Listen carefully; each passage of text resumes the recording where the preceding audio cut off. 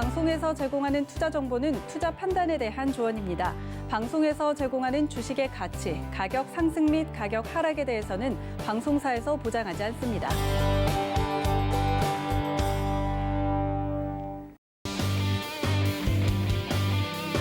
안녕하세요. 주유소 2부로 다시 돌아온 도하나입니다. 2부는요, 여러분들 좀 더 집중을 해야 되는 이유 있다고 말씀을 드렸죠. 2부에서는 저희 위원님들의 포트폴리오에 담길 히든 종목에 대한 이야기를 나눠볼 예정입니다. 방송 말미에 그 히든 종목의 종목명은 공개가 되지 않습니다. 노란톡에 들어와야만 종목명이 공개가 되고요.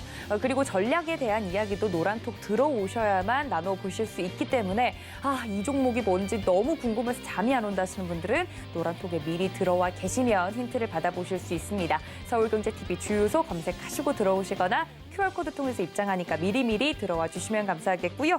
1부에 이어서 2부까지 함께하시는 저희 위원님들 다시 인사드리겠습니다. 박원재 위원님과 정재훈 위원님 모십니다. 위원님들 다시 어서 오십시오. 네, 2부에서는 1부에서 다 하지 못했던 종목 이야기를 좀 다시 해볼까 합니다. 일단 저희가 개인전으로 바뀌었지 않습니까? 도팀과 박팀으로 하다가 각각 이제 이름을 걸고 개인 포트폴리오를 운영하기 시작했는데 과연 그 포트폴리오 안에는 어떤 종목들이 담겨 있는지 한 분 한 분 살펴보도록 하겠습니다. 함께 보시죠.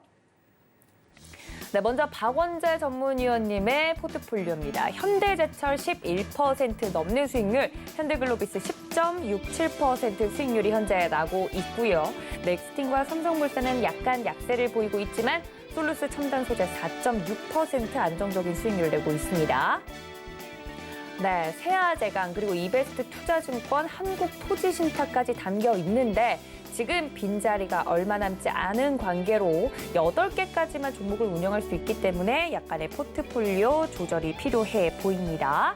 자, 다음 정재훈 전문가님 볼까요? 모비스 담겨 있고요. 도하엔지니어링 2%, 오리온홀딩스 0.8%. 수익률이 잘 났던 것 같은데 조금 반납을 했네요. 한국전력 5%, 현대엘리베이 7.9%, 8% 넘는 가까운 수익률 현재 보여주고 있습니다. 네, 한라홀딩스 담겨 있고요. 2.5%, 아나티 9% 수익률 내고 있습니다. 비트컴퓨터까지 담겨 있습니다. 자, 지금 포트폴리오에 담겨있는 이 종목들을 보시고 저희가 8개까지 담을 수 있는 규칙이 있기 때문에 뺄 종목은 좀 빼고 혹은 뭐 비중 조절을 좀 하고 싶다 뭐 하시거나 아니면 이 종목에 대해서 좀 다르게 분석이 좀 필요하다 하시는 부분들이 있다면 지금 이야기를 해주시면 좋을 것 같습니다. 포트폴리오 어떤 종목 담겨있는지 보셨죠? 네. 뭐 지금 새로 보시는 거 아니죠, 전문가님? 아니요, 봤죠. 그렇죠, 다 매일 기억하시죠? 체크하고 있죠. 매일 체크하시죠? 알겠습니다. 약간 좀 믿어보겠습니다. 우리 위원님들이니까. 자, 이렇게 종목이 담겨 있는데 좀 조정할 만한 종목이 있으신 분 계실까요? 아니 조정을 해야 된다며요. 그렇죠. 8개밖에 없으니까 오늘 걸 담고 싶으시면. 의무사항이잖아. 저희가 규칙이죠. 의무라기보다는. 그러면은 예를 들어서 포트를 이걸로 가면 이걸로 가면 히든 종목 같은 경우는 신규 그러면 없이. 히든 종목은 그러면 들어가지 않는 거죠. 그러니까 그러면 이걸로 그냥 쭉 가도 되는 겁니까? 가도 되는데 수익률을 극대화시켜야 되잖아요, 저희가. 아니, 갖고 있는 거랑 딱히 수익률 큰 차이도 특별한 없을 것 별거 없을 같은데. 것 같은데. 그래요? 그래도 혹시나 좀 부진한 종목이나 빠른 복구를 위해서 좀 조정하거나 바꾸고 싶은 종목이 있다면 빠른 복구를 하려면 급등주를 해야죠. 급등주. 손절 잡고. 그렇죠. 그죠? 그렇긴 한데 그러다 깡통 차는 겨. 우리가 그렇긴 한데 아까 이제 네 구조에서 레버리지 얘기를 못 했잖아요. 맞네요. 네. 레버리지를 왜 썼냐 하면 주식시장은 그냥 기본 지키면 수익이 나는 구조예요. 그렇죠. 예, 왜 그러냐면 주식시장은 우상향을 하니까, 성장을 하니까. 네. 그런데 왜 투자하는 사람들이 수익을 못 나느냐? 바꿔서 레버리지 때문에 그렇습니다. 종목을 너무 많이 바꿔서 아니, 음. 자기가 이길 것 같아.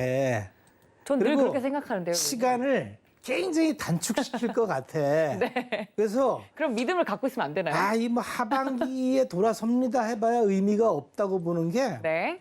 내일의 급등주가 있어요. 내일 화면을 열면은 이슈와 테마에 의해서 이 주식시장은 정말로 그 다양한 참가자가 있어요. 그렇죠. 그래서 그 어떤 특정 세력이 수급으로 가격을 만듭니다.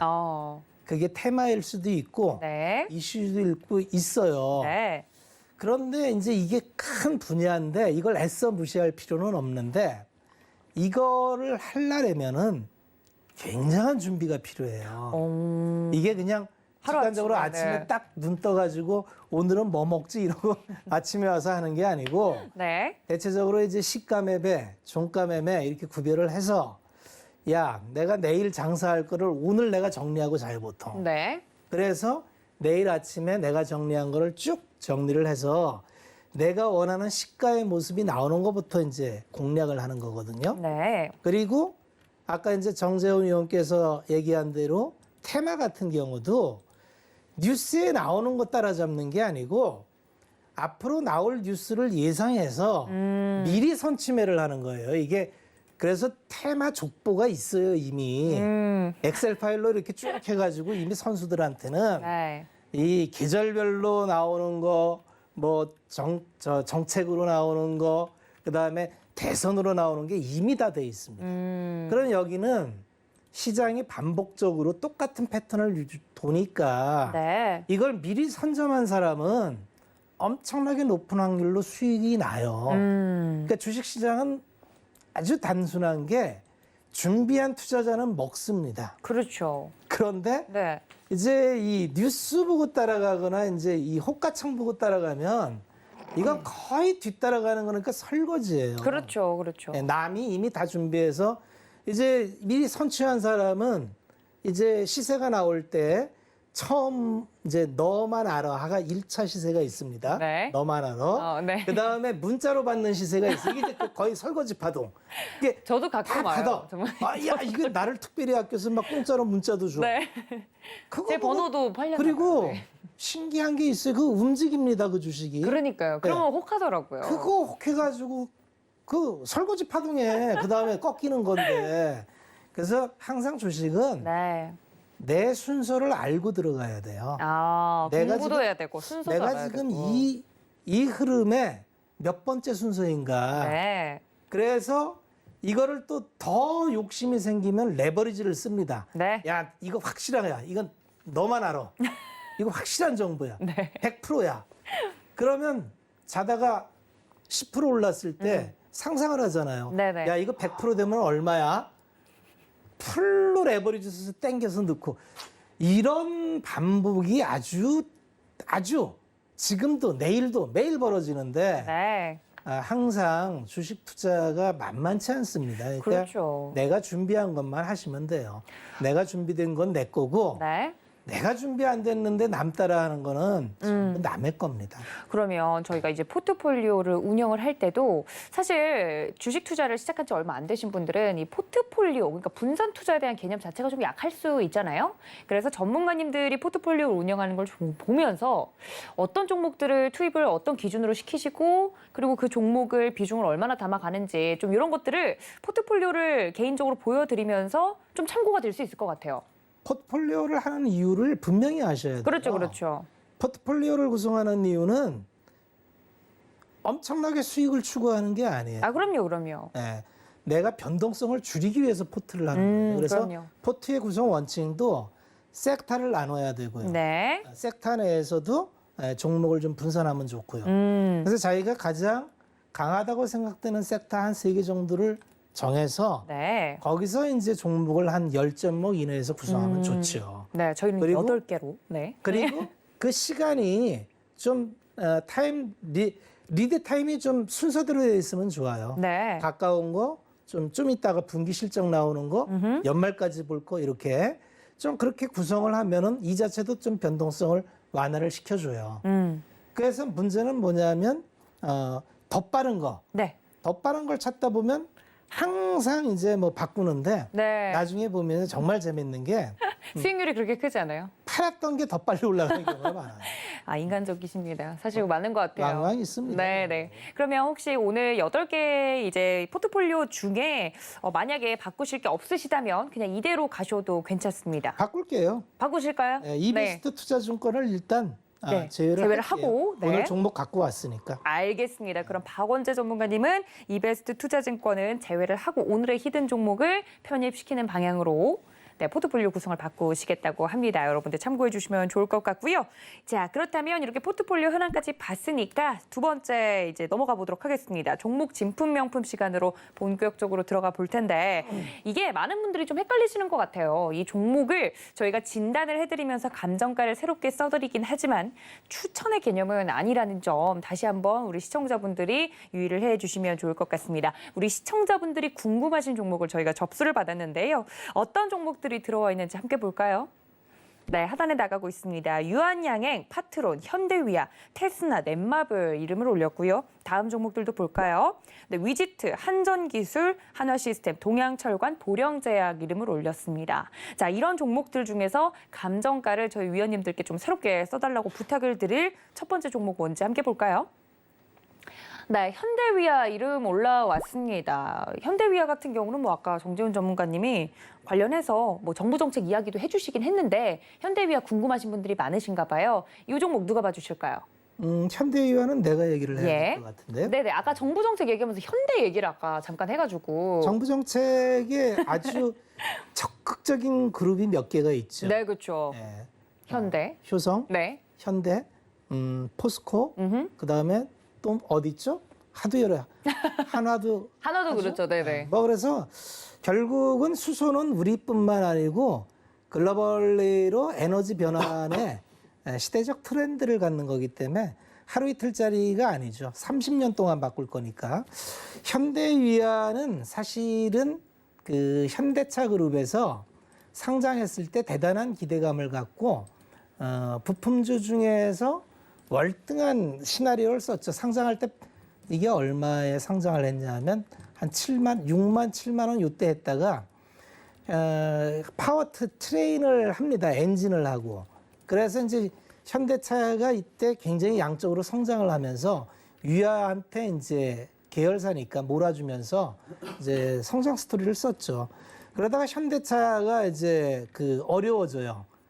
영업이익률도 떨어지고 어려워지고 그러면서 위아가 이제 쭉 빠져서 2만 원까지 10분의 1 토막 났다가 이게 10년 만에 이제 현대차, 기아차가 설비 투자 사이클이 온 거예요. 이게 굉장히 오랜만이고 두 번째는 수소차, 전기차에 맞이해서 파워트레인이 강화가 되는 그런 국면에 현대위아가 다시 성장 사이클을 받는다 이렇게 보시면 되는데 더 중요한 건 수소죠. 수소차는 열 관리 시스템이 굉장히 중요해요. 왜냐면 정말 그 스택 내에서 열이 엄청나게 발생을 하거든요. 그래서 이 열 처리를 못하면 스택이 유지가 안 됩니다. 그래서 이 열 관리 시스템의 핵심인데 이거를 현대위아가 합니다. 그리고 공기량을 잘 조절해야 되는데 이 공기 압축기 하는 거 이것도 현대위아가 해요.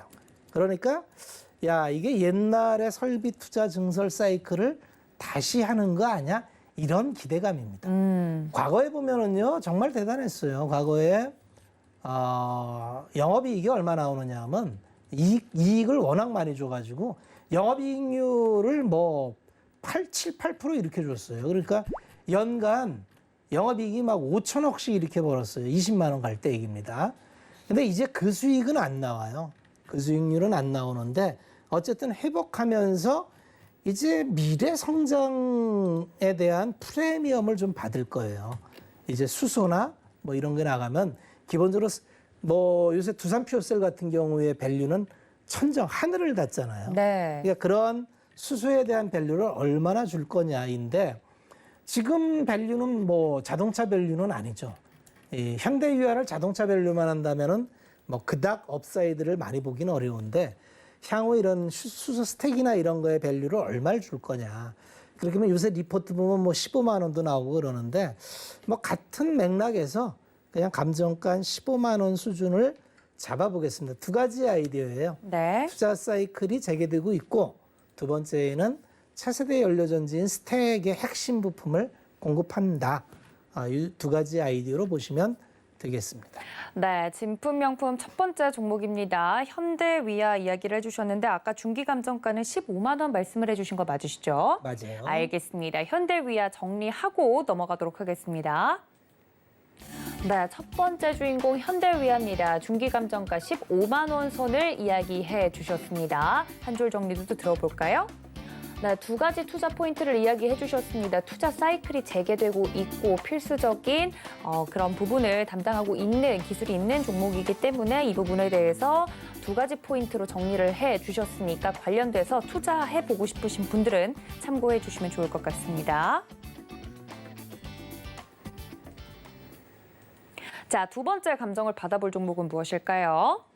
네, 파트론 이름 올렸네요. 이 종목 누가 봐주실까요? 네, 제가 네. 좀 말씀을 드릴 건데요. 네. 사실 오늘 종목 이렇게 보면서 박 의원님이 분명히 현대위아랑 테슬라 하시지 않을까. 저는 그 얘기를 했어요. 저 밖에서 이상하게 잘못 얘기를 하는데 테슬라라고 얘기를 하는데 네, 테슬라 말고 네, 테스나. 테슬라를 하실 것 같다 그 생각이 좀 들었어요. 네. 그래서 저는 뭘 할까 하다가 보니까 전부 다 올라간 종목군들 아니면 빠지고 있는 종목군들만 좀 있더라고요. 뭐 한정기술, 동양철관. 근데 이거는 뭐 감정을 해드릴 그런 종목은 아닌 것 같아요. 이슈를 타고 움직이는 그런 부분들이기 때문에 이거는 빠르게 좀 대응을 해야 되는 그런 부분들이 있고 그러다 보니까 이제 파트론이라는 기업이 좀 눈에 들어오더라고요. 파트론이 카메라 모듈 쪽으로 부품주로 좀 분류가 되어 있는 그런 기업이에요. 근데 이제 파트론을 포함해서 많은 부품주들이 있는 상황인데 그렇게 크게 성장을 해 나가지는 못하고 있는 그런 상황들이에요. 과거에 한번 말씀을 좀 드린 적이 있을 거예요. 2017년도에서 2018년도 넘어가는 그런 모습들을 좀 보이면서 카메라 모듈 쪽에 있어서 이 탐방을 좀 다녔었어요. 근데 이제 실적이 좀 상당히 좋아지고 있지만 그 이후의 실적들을 좀 걱정을 했었어요. 그 이유가 뭐였었냐면 단가 후려치기에 대한 얘기가 있었어요. 그때 좀 말씀을 드렸던 부분들이 파워로직스라는 기업이었었거든요. 2018년도 연말경에 이 회사를 직접 다녀왔었어요. 몇몇 개 회사를. 그리고 나서 투자를 결정을 했던 이유가 이제 듀얼 카메라, 이 카메라 하나에서 듀얼 카메라, 그러니까 2개 달린 거, 카메라가 3개 달린 거, 4개 달린 거 막 이렇게 계속 늘어났단 말이에요. 그런 부분들이 생기면서 그러면 카메라 모듈의 수요가 좀 상당히 커지겠구나라는 것 때문에 갔다 왔었어요. 근데 그때 당시에는 진짜 폭발적으로 좀 성장을 했었어요. 근데 여기서 좀 중요한 부분들은 그렇게 장착이 되고 난 이후부터 문제는 이제 경쟁사들이 좀 계속 출현이 돼요. 그러다 보니까 경쟁이 더 치열해지는 그런 상황이 될 것이고 메이저사들에 있어서의 이 단가라든가 이런 부분들에 있어서 압박을 하겠죠. 그러다 보니까 수익성은 점차적으로 좀 악화되는 그런 모습들을 좀 보이고 있는 그런 상황들이란 말이에요. 그러다 보니까 점차적으로 이게 이 투자를 하는 그런 부분들에 있어서 좀 까다롭고 회피를 할 수 있는 그런 섹터예요. 그 중에서도 보게 된다면 치고 나가는 그런 종목군들도 있어요. 뭐 하이비전 시스템이라든가 이런 부분들인데 얘네들 같은 경우는 검사 장비예요. 카메라 모듈 검사 장비를 좀 만들기 때문에 특화된 그런 부분들이 있는 그런 사항들이고 또한 부분들을 보게 되면 뭐 더구전자 같은 건 애플에 대한 이슈가 있었던 그런 사항들이고 MC넥스 같은 경우는 이제 전장 쪽으로 진출하는 그런 모습들을 보였단 말이에요. 이게 이 말씀을 드리는 이유가 뭐냐면 그냥 기존에 있었던 사업을 그대로 하게 되면 도태되기가 쉬울 수밖에 없어요. 경쟁사가 너무 많다 보니까. 그러면 결국은 경쟁사 부분들에 있어서 이 많이 나오는 그런 부분들이 있기 때문에 프리미엄이 감소될 수밖에 없는 그런 사항들이에요. 결국은 경쟁사가 많다라는 얘기는 치킨 게임에 들어간다라는 얘기로 좀 볼 수가 있을 거고 또 반대로 얘기하면 또 다른 부분들로 얘기하면 수익성이 떨어질 수밖에 없는 그런 구조로 될 수밖에 없는 그런 사항들이에요. 또 다른 부분들을 보게 되면 이게 이제 성수기 뭐 휴가도 보면 여름 성수기, 겨울 성수기 이런 부분들이 있듯이 성수기가 있어요. 보통 보면 삼성 쪽에 있어서 프리미엄 폰이 출시가 되는 그런 시기에 이 실적이 갑작스럽게 늘어나는 그런 모습들 좀 보이거든요. 아마 1분기와 2분기 때 이 파트론의 실적은 그렇게 썩 좋지는 않을 거예요. 뭐 PCB 쪽이라든가 이런 쪽 다 마찬가지겠지만 왜냐하면 이게 프리미엄 폰 같은 경우는 뭔가 좀 신경을 써서 만드는 그런 부분들이 있죠. 대표적인 제품으로 볼 수 있으니까 뭐 갤럭시 폴드 3라든가 뭐 이런 부분들이 있을 거예요. 그런 부분들이 이제 생산에 들어갔다라는 소식이 있죠. 그게 이제 2분기 말부터 들어갔으니까 3분기 때까지 이게 실적이라든가 이런 부분들이 아마 좋을 거예요. 그럼 결국은 3분기 때부터 실적이 좋은 그런 모습들이 좀 나타날 거예요. 결국 하반기 때는 고객사의 납품을 할 수 있는 그런 물량이 늘어나는 그런 구조가 좀 될 거예요. 그러면 결국은 실적에 있어서는 좋은 그런 모습들이 좀 나타날 수가 있겠죠. 결국 뭐 2분기에는 실적이 좀 늘어날 것이다라는 그 전망치는 좋아요. 전망치는 좋은데 파트론이 과거에서처럼 뭐 2만 원대 2012년도, 2013년도 때처럼 2만 원대의 주가를 갈 것이다 쉽지는 않아 보입니다. 그 이유는 새로 장착된 신규 먹거리가 없어요. 경쟁사들은 좀 많이 나오는데. 근데 지금 보게 되면 카메라 모듈이나 안테나 쪽에 있어서 만들고 있는 그런 부분들도 있지만 뭐 신규 사업으로 뭐 센서라든가 휴대폰 액세서리라든가 이런 쪽으로도 신규 사업을 진출하고 있는데 이미 새로운 캐시카우 역할을 할 수 있는 그런 공간이 아니에요. 블루오션은 아니에요. 이미 액세서리나 이런 부분들에 있어서는 이미 장악을 하고 있는 그런 기업 자체가 있어요. 그렇기 때문에 그 부분들도 조금 애매한 그런 부분들이 있는 것 같고 뭐 향후에는 뭐 더 투자를 해볼 만한 거 뭐 헬스케어 쪽이라든가 의료용 제품이라든가 이런 쪽으로 좀 진행을 할 것이다라고 얘기는 하고 있지만 아직까지는 가시적인 성과물이 나오고 있는 것 같지는 않아요. 그러면 실적을 보게 되면 21년도 올해 예상 실적이 700억대예요. 2019년도 연도별로만 보게 되면 2019년도가 좀 제일 좋게 나온 것 같은데 과거에 좀 더 좋았던 그런 실적들이 있어요. 근데 어찌됐든 2020년도에 400억대 영업이익을 기록했다가 21년도와 22년도, 23년도 꾸준하게 늘어나는 그런 부분들이 있어요. 근데 분기 실적이나 이런 부분들을 보게 되면 3분기 때와 4분기 때가 조금 더 좋을 걸로 예상을 하고 있어요. 다만 그나마 이 파트론이라는 기업에 있어서 긍정적인 건 분기 적자가 나진 않는다라는 거? 그거는 일단은 안정적인 그런 사업을 하고 있다라는 얘기예요. 결론은 대세적으로 시세에 크게 시세 흐름들이 나오거나 뭐 그럴 부분들은 조금 힘들지 않을까 그런 부분들을 좀 보여지고 있고요. 그렇다고 해서 여기서 주가가 더 밀려 내려갈까? 그럴 것 같지도 않아요. 그럼 당분간은 박스권에서 진행이 되는 그런 모습들을 좀 보이지 않을까? 그렇게 좀 예상을 하고 있는 그런 사항들이기 때문에 우선은 뭐 짧게 보게 된다면 10,000원 정도를 좀 기준으로 해서 10,000원을 기준으로 해서 그 이하권역으로 떨어지게 된다면 뭐 매수를 해볼 만한 뭐 그런 종목이 좀 아닌가라고 좀 보여지고요. 뭐 중기적으로 좀 보게 된다면 뭐 기본적으로 12,000원 정도대를 1차적으로 목표가로 좀 놓고 볼 수가 있을 것 같아요. 이 자리대가 넘어가 버리게 되면 아마 단기 시세의 흐름들은 좀 나올 거예요. 그렇기 때문에 이 매물대도 좀 많은 그런 상황들이고 그러면 결국 요 자리대를 1차 목표가로 잡고 보는 게 좋지 않을까? 그게 좀 제가 드리고 싶은 말씀인 것 같고요. 지금 구간에서는 실적이 좋아지는 그런 부분들은 있지만 새롭게 캐시카우 역할을 할 수 있는 그런 부분들은 아직까지는 좀 미흡한 그런 부분들이 있어요. 그렇기 때문에 투자적인 그런 부분들보다는 아직은 트레이딩 관점으로 좀 보는 게 좋지 않을까, 뭐 박스권 전략으로 좀 보는 게 좋지 않을까, 그렇게 좀 말씀을 드리고 싶습니다. 네, 두 번째 종목 파트론이었습니다. 정리하고 넘어가도록 하죠. 네, 정재훈 전문가님께서 자세하게 또 설명을 드렸습니다. 중기감정가로서 12,000원 라인 제시를 해주셨고요. 한 줄 정리 들어볼까요? 네, 투자보다는 트레이딩 관점으로 지금 볼만한 종목이다라고 파트론을 설명을 해드렸습니다. 여러분들 참고 부탁드립니다.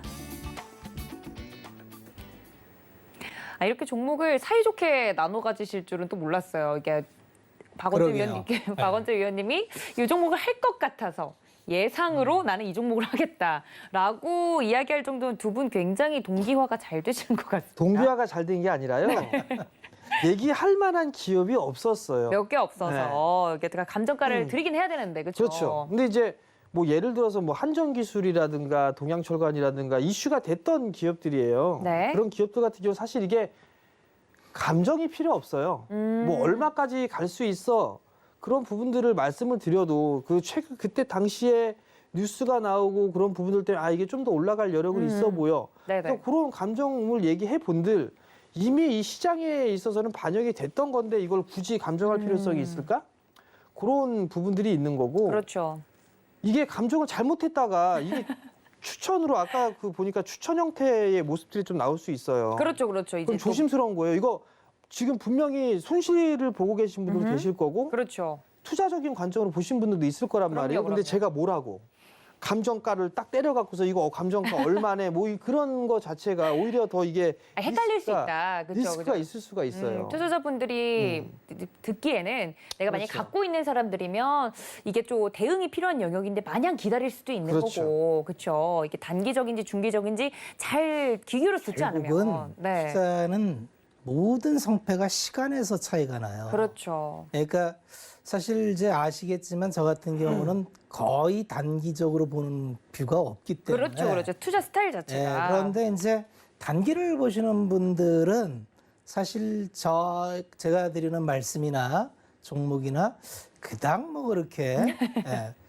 그 작년에 이제 뭐 드렸던 종목 중에 한국항공이라는 것도 네. 있었어요. 네. 그거 뭐 내가 얘기하고 한 10몇 프로까지 빠졌었어요. 가끔 이제 뭐 문의도 오고 그랬었는데 네, 그 종목 그럼 곁다리로 잘 가볼까요? 별로 뭐 나쁘지 않다. 그리고 어차피 그 한국공항이었죠. 네, 그러니까 내가 몇 번 질문이 와서 네. 뭐 나쁜 기업 아니다. 기다리면은 기본 이상 줄 거다라는 얘기를 이제 했었거든요. 그랬더니 결과가 작년에 제가 이제 이게 여름쯤에 했으니까 한 3만 3천 원 이때 얘기를 했던 것 같아요. 이게 그때 3만 원까지 네. 내려갔다가 이제 뭐 여기서 많이 문의가 왔었어요. 이게 꽤 오래 갔잖아요. 몇 그쵸. 개월을 이제 3만 원에 가니까. 그래서 이제 뭐 결국은 대한항공 대한항공 구조조정하면 이게 매각 1순위고 이게 자산 가치가 대단히 뛰어나거든요. 네. 결국 지냈더니 이제 기본 이상은 하는 위치로 와서 결국은 뭐 제법 이익 실현할 기회가 있었을 텐데 네. 이게 여기 방송에서 얘기하는 게 이게 참 어려운 게요. 이 실시간으로 계속 케어를 할 수가 없기 때문에 이게 좀 어려운 면이 있어요. 말하자면 이게 좋은 종목, 나쁜 종목은 내가 손실 나면 다 나쁜 종목이고 수익 나면 다 좋은 종목이에요. 그렇죠. 그런데 생각하는 시제가 일치하지 않으면 전혀 다른 종목이에요. 맞아요. 타이밍이. 네, 전혀 다른 종목이에요. 왜냐하면 이거 좋은 종목인데요. 그러면 내일 종목을 찾는 사람한테 연말에 좋은 종목이 좋은 종목일 리가 없잖아요. 그렇죠. 그래서 우리 시청자분들도 이제 투자자 성향이 좀 파악하시면 좋습니다. 네, 맞습니다. 우리 서울경제 전문가분들 중에 또 단기 엄청 잘하시고 준비 그럼요. 많이 된 분들도 네. 많으시잖아요. 그럼요. 그러니까 이제 이게 쭉 듣다 보면은 이제 본인한테 맞는 분이 자연스럽게 구별이 될 거예요. 그럼요. 자기 그래서 투자 스타일에 맞는 위원님들. 네, 그렇게 맞춰 나가는 게 굉장히 중요합니다. 그래야 이 주식은 정말 궁합이 중요해요. 맞습니다. 그래서 그렇게 하면은 좀 편안해지고 흐름이 안 맞는 분 만나면 맨날 욕하게 돼요. 맞습니다. 저 나쁜 네, 재미있게 주식을 하려면 또 궁합이 잘 맞는 위원님들과 투자 스타일을 또 고민을 해보시는 것도 도움이 될 것 같습니다. 자, 그렇다면 마지막 종목이 될 것 같습니다. 마지막으로 감정받아 볼 종목? 네, 아까 살짝 정재훈 위원님께서 말씀해 주셨는데 테스라 아닌 이게 테스나. 두 번이 오는군요. 네, 그럼요. 테스나입니다. 네. 테스나는 이제 제가 선정한 게 네. 대부분의 반도체 소부장 하시는 분들의 공통적인 고민이 있어요. 작년에 무슨 뭐 슈퍼사이클 우쩌고 저쩌고 하면서 저 엄청 삼성전자 올라갈 때 쭉 네. 갔다가 지금 반년째 다 누워 있어요. 그러게요. 이거 갑자기 왜 이러는 거죠? 이 고민이잖아요. 그렇죠. 결국은 삼성전자의 시스템 사업부가 생각보다 치고 나가지 못한다는 것과 두 번째는 삼성전자가 잘하리라고 생각했던 몇 가지 섹터가 있는데 그 중에 하나가 5G인데 5G도 화웨이 떠나면 뭐 삼성전자가 30% 먹는 거 아니야? 뭐 이랬는데 안 나옵니다. 그러니까 이제 테스라 같은 경우가 선투자를 엄청 했어요. 이미지 센서에 가장 큰 배팅을 했고 그것뿐만 아니라 시스템 온 칩도 했고 RF 칩도 했고 이 5G 통신 칩 이런 것도 많이 준비를 했어요. 그래서 대주주가 자금 조달하기 위해서 자기 집은 수학까지 해가면서 엄청 투자를 해가지고 이제 이 나의 때가 오리라 이러고 있는데 생각보다 지금 전방 시장에서 이 수주가 안 나와요. 그러니까 지금 기대치만큼 지금 안 나온다는 조급함이 있는데 컨센은 여전히 하반기 가면 되리라는 컨센을 갖고 있습니다. 그래서 지금 실적을 보면은 분기 실적을 한번 이 분기로 바꾼 분기가 나옵니다. 네. 이게 지금쯤이면 뭔가 좀 포텐이 터져줘야 되는데 1, 4분기도 그냥 평범합니다. 뭐 445억, 90억. 작년 4분기도 뭐 그렇고. 그래서 야 이거 언제 터지는 거야? 결국 이미지 센서를 지금 삼성전자가 소니를 뛰어넘는 이런 비전을 발표했잖아요. 2030년경에는 우리가 이 이미지 센서 분야에서도 1등을 하겠다. 삼성이 1등 하겠다는 게 많아요. 시스템 반도체 분야에서도 2030년이면 170조를 투자해가지고 뭐 TSMC를 따라잡지는 않겠지만 공고한 같은 규모의 근데 지금 되나요? 안 됩니다. 네. 지금 IT의 문제는 거기서 출발을 해요. 그런데 그 출발점의 또 배경은 의사결정을 해야 되는데 의사결정을 지금 할 수 있는 사람이 없어요. 그렇죠. 네. 이게 한두 푼 들어가는 것도 아니고 부재죠. 네, 이게 부재 지금 중이죠. 대표이사가 앉아가지고 그래 뭐 합시다 하고 이렇게 할 수가 없습니다. 네. 그래서 이 부분이 풀려야 이제 단초가 될 것 같고요. 이 부분은 뭐 어쨌든 풀리는 방향으로 지금 중지가 모아지고 있는 것 같습니다.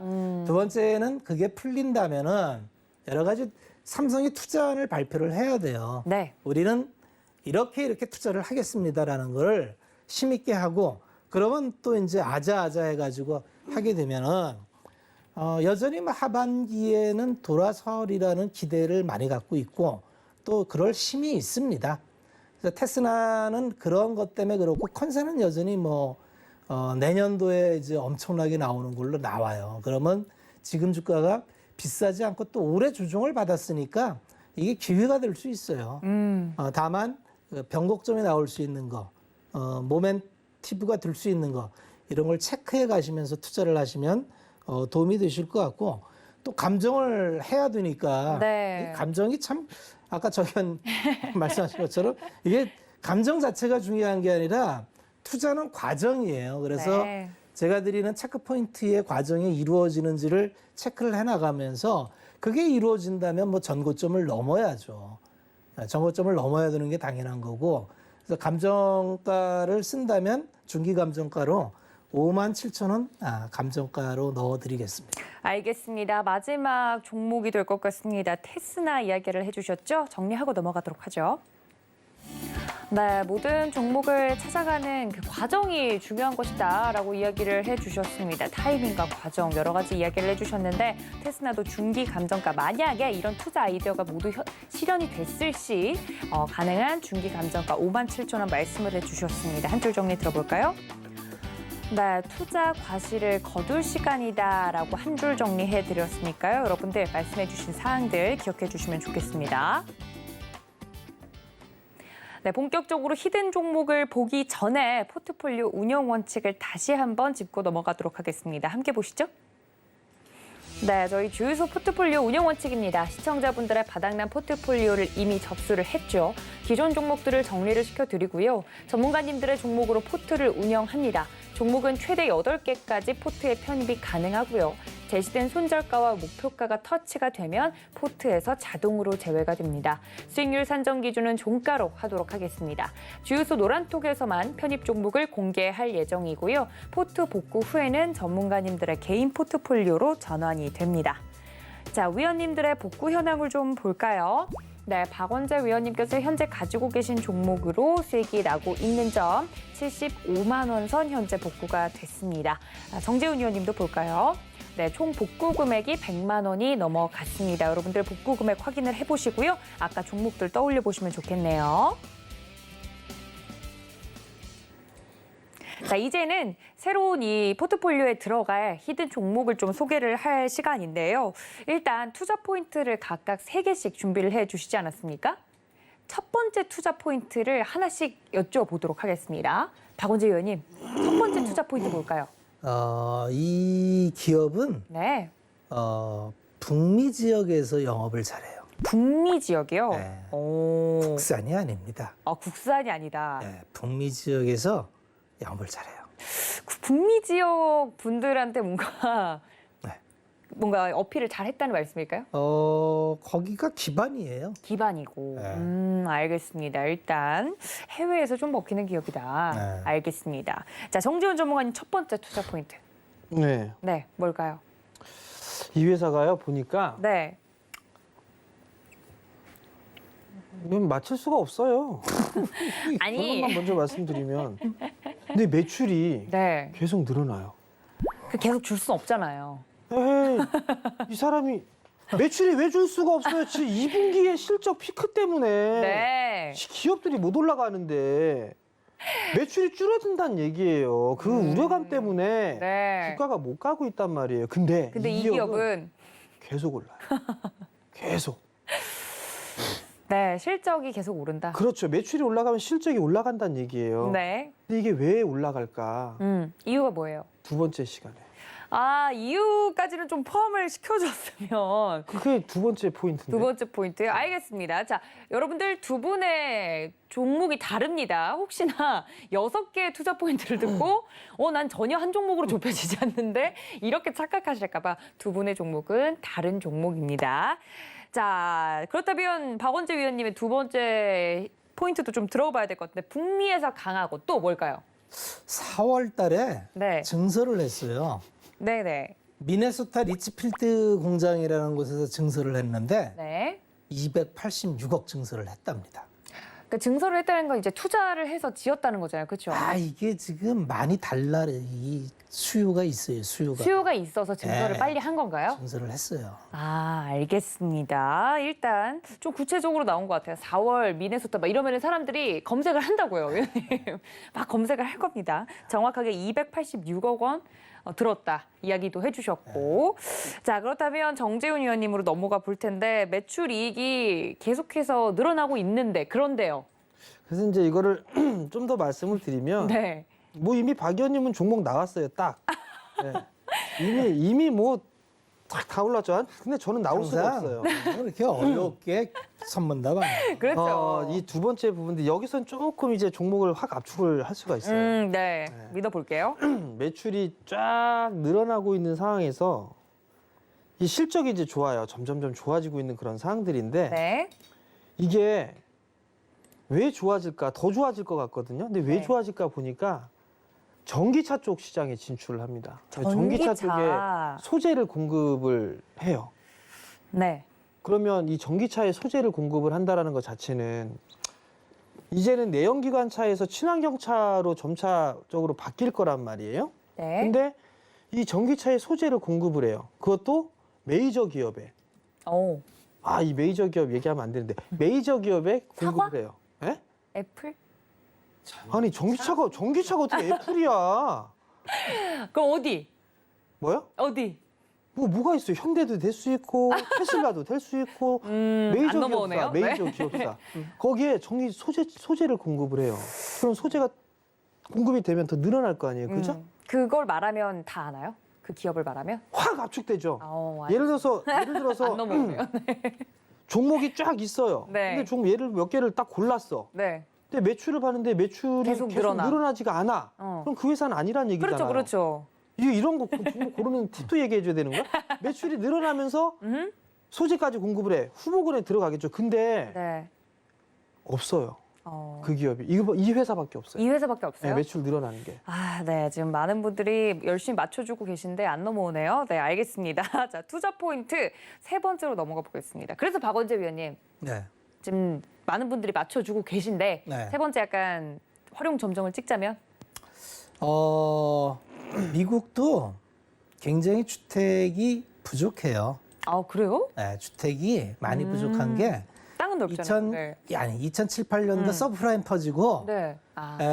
이 모기지론을 통해서 이제 이 주택 구효자들이 미국은 아파트 문화가 아니기 때문에 그렇죠, 이제 그렇죠. 단독 주택을 해야 되는데 그러면은 이 단독 주택을 굴삭기로 짓지 않습니다. 네. 로더라는 걸로 해요. 로더라는 장비가 이제 단독 주택할 때 많이 들어가요.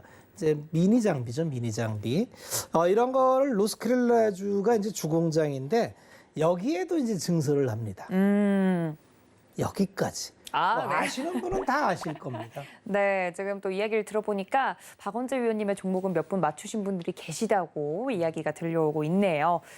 자, 노란톡에서도 지금 많은 분들이 답을 맞춰주고 계시다고 하는데 박원재 위원님의 종목은 확실히 확 압축이 돼서 아시는 분들은 좀 발빠르게 맞춰주신 것 같습니다. 문제는 정재훈 위원님인데 위원님 마지막 세 번째 투자 포인트 뭘까요? 여기까지 들으면 좀 감이 올까요? 이 회사가요. 네. 올해 최고 실적을 낼 거예요. 끝인가요? 근데 더 좋은 네. 건 더 좋은 건 올해보다 내년 22년도의 성장률이 네. 훨씬 더 높아요. 그러니까 앞으로가 더 그렇죠. 거다. 미래 가치가 촉망되는 클 거다. 기업이죠. IT 섹터예요. IT 섹터. 왜 화를 내세요? 제가 왜 말씀을 드리냐면 아니 못 맞추셔서 화나신 거예요? 아니요, 제가 그 말씀 이게 못 맞춰요. 아, 네. 거의 못 맞출게요. 근데 왜 말씀을 드리냐면 제가 네. 그런 말씀을 드린 게 있을 거예요. 방송 이렇게 공개 방송을 해드리면서 네. 나는 차라리 물릴 생각으로 매수하면 난 IT에 물리겠다. 그렇게 얘기하셨죠. 그 말씀을 드렸던 이유가 성장을 하고 하는 애들이 IT 섹터가 많아요. 근데 밸류까지 싸졌어요. 근데 아까 그냥 잠깐 이렇게 그냥 뇌리에 스치듯 지나갔던 게 네. 삼성은 뭐하지? 그 생각이 들었어요. 정부 정책이랑 막 이렇게 궤를 맞추는데 삼성은 뭐하지? 그 모든 거에 해답은 8월 달이에요. 네. 8월에 제 생일도 있습니다, 위원님들. 아, 그건 알고 싶지 않고요. 기억해 주시면 좋겠네요. 근데 어찌됐든 IT 섹터예요. IT 섹터고 새롭게 그 다른 쪽의 신규 사업에 있어서의 결과물이 나오고 있고 네. 그런 부분들에 있어서 올해는 일단 최고 실적이 나올 건데 내년이 그 더 성장률은 기대된다. 네. 내년도가 더 높아요. 사야죠. 알겠습니다. 이렇게 두 분의 종목에 대한 힌트를 좀 들어봤는데 여러분들 감이 오시는지 궁금합니다. 노란톡에서만 두 분의 종목명을 공개를 하도록 하겠습니다. 지금 바로 들어와 주셔야 될 것 같은데요. 서울경제TV 주유소 검색하시고 들어오시거나 QR코드 통해서 입장 가능하시니까 지금 빨리 들어와 주시면 좋을 것 같습니다. 박원재 위원님은 정답이 나왔다고 하고 정재훈 위원님도 정답이 나왔나요? 노란톡에서 지금 많은 분들이 맞춰주셨는데 네, 답이 맞다는 이야기가 지금 들려왔네요. 네, 이렇게 또 발빠르게 맞춰주시는 분들도 계시고 정재훈 위원님 종목도 궁금해하실 것 같습니다. 노란톡으로 치킨 한 마리를 싸야 되나 그래야 맞히실란가. 아니요, 적극적으로 찾고는 있는데, 네, 찾고는 있는데, 그러니까 안 맞추고 싶은 게 아니에요. 맞추고 네. 싶은데 지금 너무 애매하게 또 힌트를 주셔가지고 너무 애매하다고? 뭐가 애매하지? 너무 어렵대요, 많은 분들. 어려워요. 좀 더 쉽게? 네, 조금만 더. 이 주가를 말씀을 드리면 안 될 것 같고요. 네, 네. 차트는 안 되죠. 네. 이 회사가 상장한 시기가 네. 그렇게 오래되지가 않았어요. 그 주관적이잖아요, 위원님. 언제쯤을 말씀하시는 거예요? 2015년도 이후에 상장. 2015년도 이후 상장? 이후에 상장이 됐어요. 알겠습니다. 너무 그 이후에 상장이 됐는데 네. 제가 이 부분들을 말씀을 드리는 게 되게 조심스러운 게 뭐냐면 예전에도 IT 섹터에 제가 진짜 어처구니 없는 그 부분들 때문에 네. IT 종목군들을 잘 말씀을 안 드려요. 그 웬만한 것들은. 근데 왜 그러냐면 종목을 5G 관련해서 종목을 말씀을 좀 드렸었어요. 근데 네. 말씀을 드리고 나서 이게 종목이 쭉 빠졌어요. 언제쯤 말씀해 주셨는데요? 올해 작년이었을 거예요. 작년 올해 초? 네네네. 올해 작년 말? 올해 초? 음? 근데 그 주식이 이렇게 빠졌는데 종목 상담이 들어왔어요. 네. 근데 제가 아니었어요. 제가 아니었는데 네. 뭐 정재훈이라는 애가 추천을 했는데 뭐 작전주 마냥 뭐 그런 어처구니 없는 그 얘기를 하더라고요. 그래서 한번 이렇게 또 상처가 있으셨구나. 상처가 아니라 기분이 더럽죠.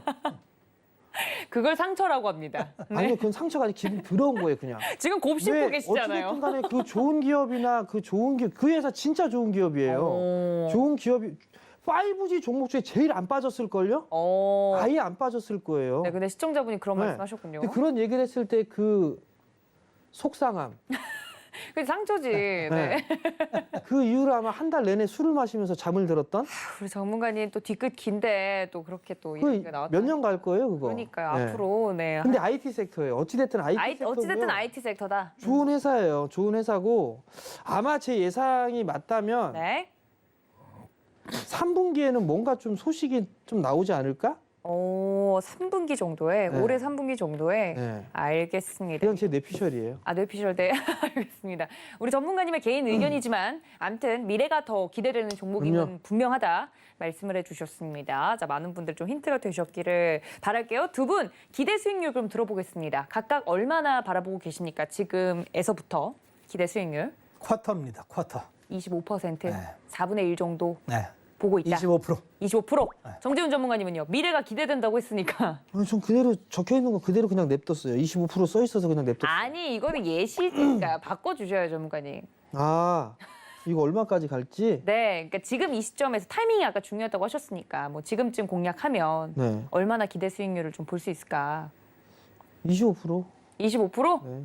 알겠습니다. 자, 이렇게 두 종목에 대한 기대 수익률까지 이야기를 나눠봤는데 조금 시간이 더 남아서 우리 정재훈 전문가님이 아까 갑자기 포트폴리오 이야기하시다가 한국전력 이야기를 해주셨어요.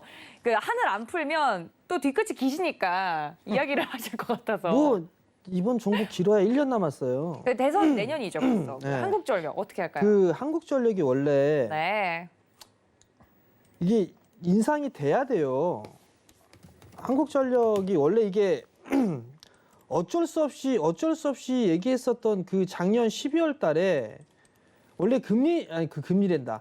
전기료 인상이라든가 이런 계획이 있었는데 이거를 막았단 말이에요. 근데 요번에도 전기 가격에 대한 인상을 동결시켜 버렸단 말이에요. 그 이유는 하나예요. 물가 부분들을 무시할 수가 없어서 그런 부분들인데 만약에 그렇게 되면 한국전력 적자 날 겁니다. 아마 공기업이 적자 난다?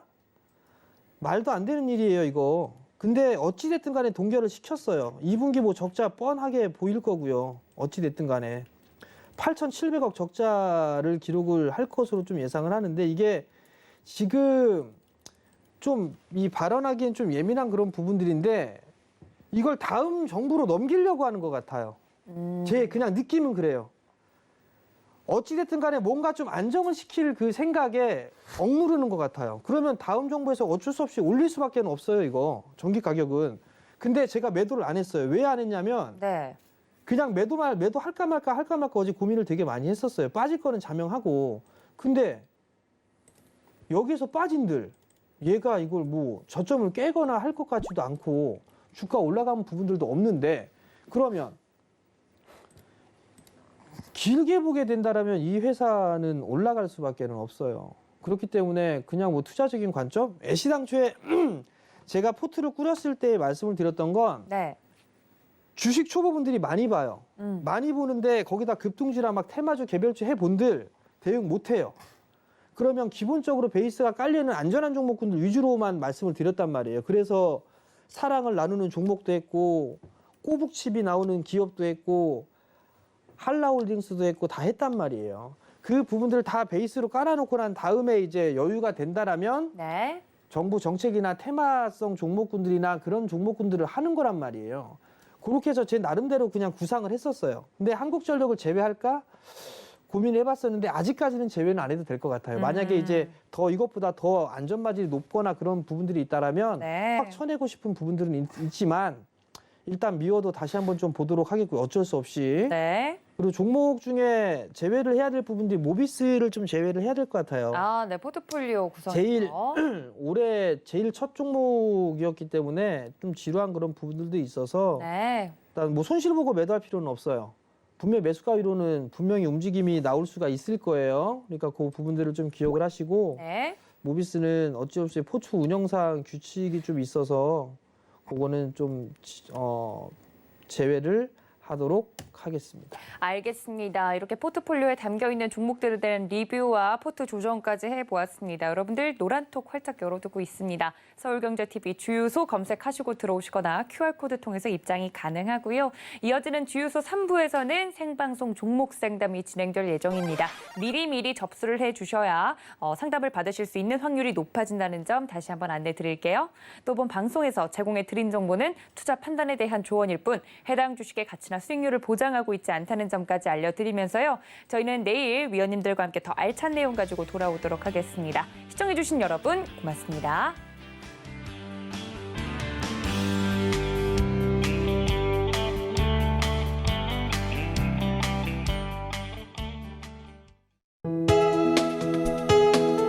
본 방송에서 제공하는 투자 정보는 투자 판단에 대한 조언입니다. 방송에서 제공하는 주식의 가치, 가격 상승 및 가격 하락에 대해서는 방송사에서 보장하지 않습니다.